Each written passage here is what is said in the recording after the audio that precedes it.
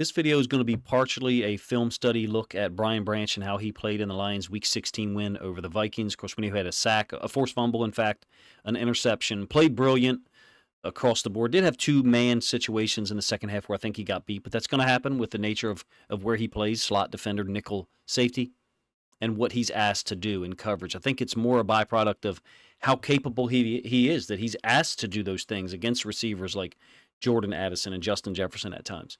I will also delve into something that I suspect here, and I have suspected for the entire season. He's not a game-changing player. He's a team-changing player. He's a defense-changing player. I think he changes, along with the safety talent that is there, changes what you're capable of, the ceiling of the defense, the ceiling of the DB group. Brian Branch can do everything, which means other guys in some cases have to do less. We've got a good problem coming up this week against the Cowboys. Melifonwu is surging. C.J. Gardner-Johnson returning, hopefully, to play between 20 and 30 snaps, but he doesn't seem like a kind of guy that's going to be enough for. Brian Branch coming off another brilliant game, 2 in a row, if you ask me. Week 15 against the Broncos, Week 16 in Minnesota, and Kirby Joseph back there playing as a free safety. I want to digress for one more moment. I've said this a couple of times in other videos. Ravens fans may not like it. The only other player that I get to watch film of consistently, and I feel blessed to do so, that Brian Branch compares to is Kyle Hamilton. Now, I think Kyle Hamilton's having a once-in-a-lifetime generational season in 2023. You guys saw some glimpses of that in the Monday Night Football win over the Niners. The thing about Kyle Hamilton is you say once in a lifetime. I think he can do it every year. The potential is there. People will just start avoiding him. Brian Branch, to me, gets at that depth and width of impact. Both of them have widespread potential, meaning they can do so many things very well. A lot of players are multiple. They can do certain things, but the last 2 or 3 things they're asked to do from a technique standpoint, they're not that good at. Kyle Hamilton and Brian Branch are really freaking good at everything they're asked to do. Get the film started here. Forgive me for the long lead in. Week 15, cover 2 on a 3rd and 4. And this is just Branch's reactions and his explosiveness. What he hits, he destroys. Last year, I forget who I was talking about. I think it was David Ojabo. He's got so many forced fumbles on his sacks from college at Michigan and then in the NFL. I think he's only got 2 sacks, but he's got 2 forced fumbles. Branch is that guy. Like, whatever he hits, the ball is dislodged. There's a huge impact there. He hits like a linebacker, covers like a corner, which is a very rare combination. That one could have been ruled a fumble, ruled incomplete on a 3rd down, 3rd possession for the Broncos. Moving forward, it's going to be a blitz on the Broncos' 9th possession. That big gap blitz that the Lions safeties are taking advantage of. Huge hit on Russell Wilson. Like I said, whatever he hits, he leaves an impact on. Hits like a linebacker, inside linebacker, that is. To use him as a blitzer now seems far more pertinent or a far better option, being as Melifonwu's playing well in coverage. Melifonwu's a really good blitzer too. C.J. Gardner-Johnson is a guy who had 6 interceptions last year. He's had some seasons with a lot of interceptions, a lot of turnovers. There's just so much versatility there. And then Kirby Joseph being a guy who I think is best suited as a deep free safety or middle of the field free safety. Not necessarily a coverage guy from the standpoint of a Branch or a C.J. Gardner-Johnson. Way back in week 1, Branch covering Rashee Rice, who now, if you look at it, has had a fantastic rookie year for the Chiefs, just blanketing him. Brian Branch is not the kind of guy that as a coach, you watch him cover and you say, oh, we're going to go with that guy. We want to go. No, he's the kind of guy you watch him cover and you don't think that at all. You think, all right, well, we've got to go somewhere else. We've got to get something else done against another guy.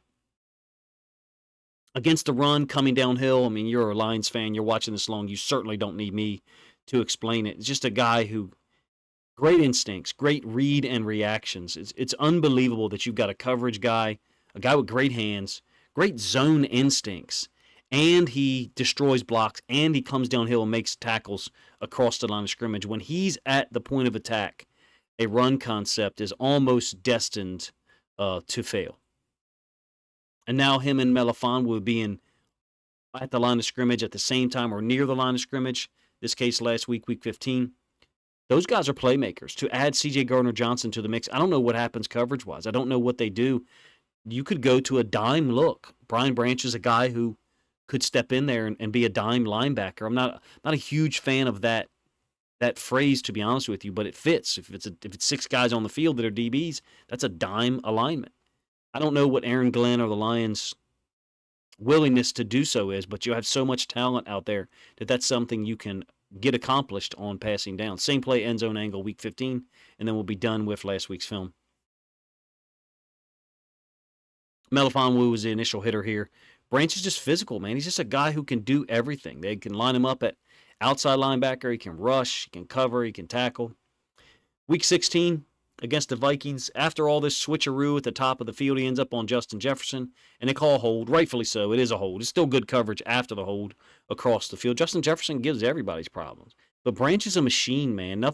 There's no moment that is too big for him. There's no moment where you watch Brian Branch and you think he's not prepared for this. He can switch anywhere at any time. In this case is a stacked alignment, pseudo-stacked alignment. Very next play, by the way. This is the near interception, and he switches off on Justin Jefferson. It's a switch release. They're trying to get Jefferson some type of free release, and Branch takes him, covers him expertly.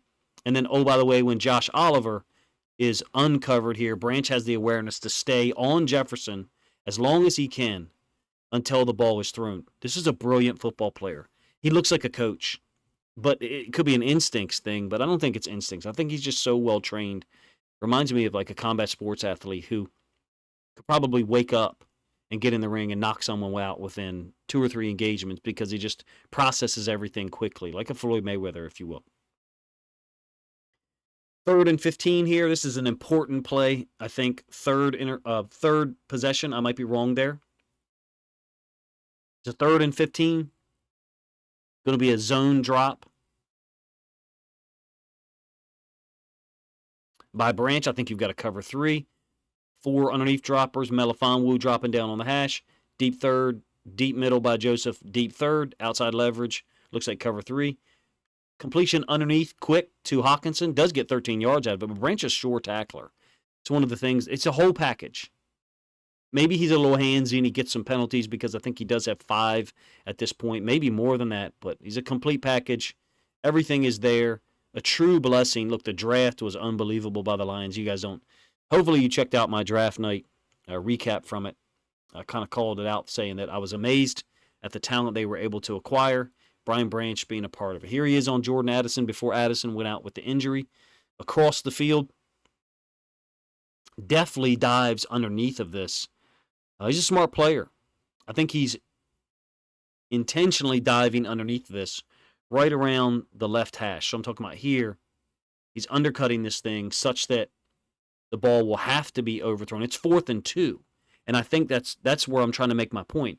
He understands that this is probably not the route. It actually does happen this way.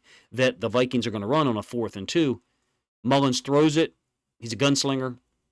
Ends up underthrown. I'll give you the end zone angle of this one. You've probably already seen it at this point enough times. Look, they picked the guy off 4 times. He threw for 400 yards. They limited the Vikings' run game to 17 yards total. That's a successful day. Forcing 4 turnovers, holding the other team's offense to one element of the other team's offense to way below their average. That's a successful day. Of course, the 400 yards passing allowed is not the desired outcome, but they got Justin Jefferson out there. He's a problem. Moving forward a little bit, this is going to be Branch on a blitz. I think it's 3rd possession, but I might be wrong. It can't be 3rd possession. My apologies. It's a 3rd and 7.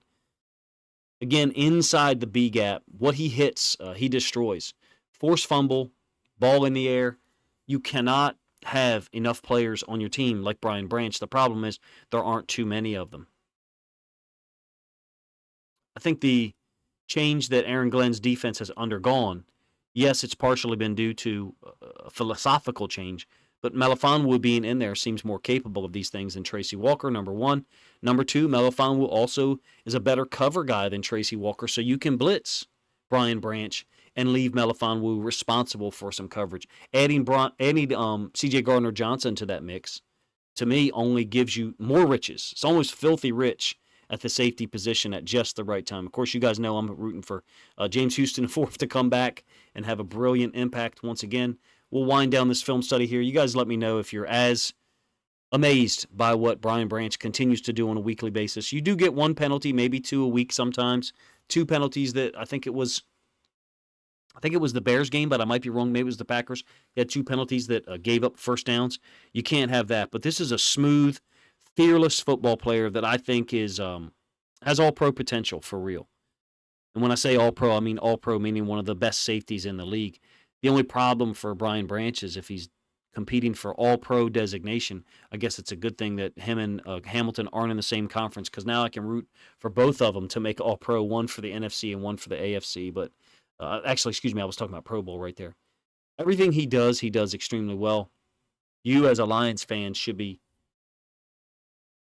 perhaps feeling a little guilty about how good this draft was. Jahmyr Gibbs, I think, is going to end up with 1,000 yards rushing or close to it. Jack Campbell is finally getting consistent playing time. I did think that Malcolm Rodriguez played really well last week against the Vikings as well. Brian Branch, Sam Laporta, to get all of those guys and get a Hendon Hooker, a guy who theoretically could play for you a year or two or three down the road in a situation where Jared Goff is brought back for 2 or 3 years. Ridiculous draft by Brad Holmes. You would hope that he could do something like that every year. I'm not sure that you can. I don't think you can recreate this level of talent being picked in one draft just because of how the ceiling that each one of these guys have individually. Jahmyr Gibbs, Jack Campbell, Brian Branch, Sam Laporta.